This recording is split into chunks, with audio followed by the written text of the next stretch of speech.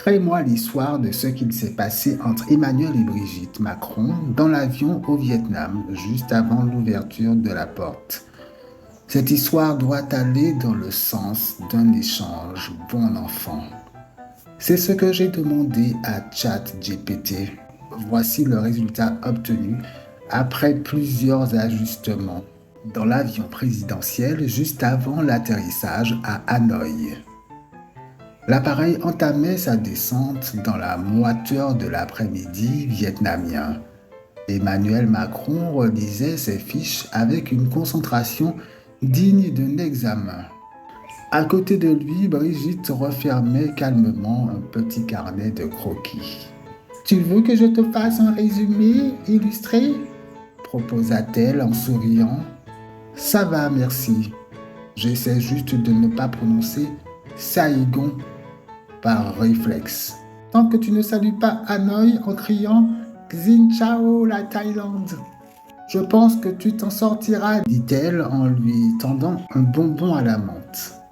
Il haussa un sourcil. C'est pourquoi? Rafraîchir mon haleine ou m'occuper la bouche? Les deux. Et surtout, t'évites de trop réfléchir. Tu sais que t'es meilleur quand tu lâches un peu prise. Un membre de l'équipage s'approcha pour les prévenir. La délégation les attendait au pied de l'avion. Il faisait très chaud dehors, mais la réception serait chaleureuse. Emmanuel soupira et ferma les yeux quelques secondes.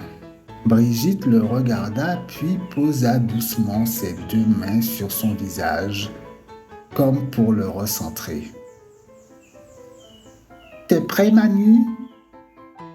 Pas juste pour le discours, pour le moment.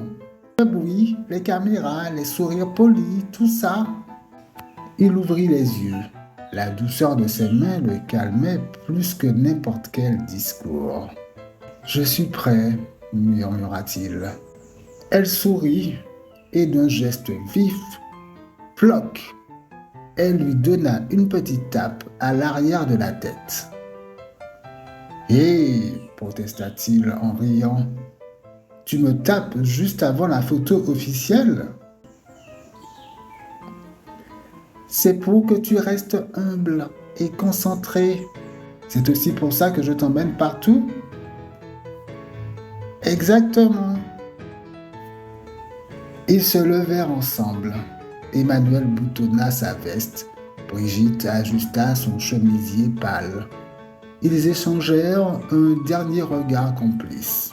Puis la porte s'ouvrit, laissant entrer une bouffée d'air chaud et de lumière éclatante.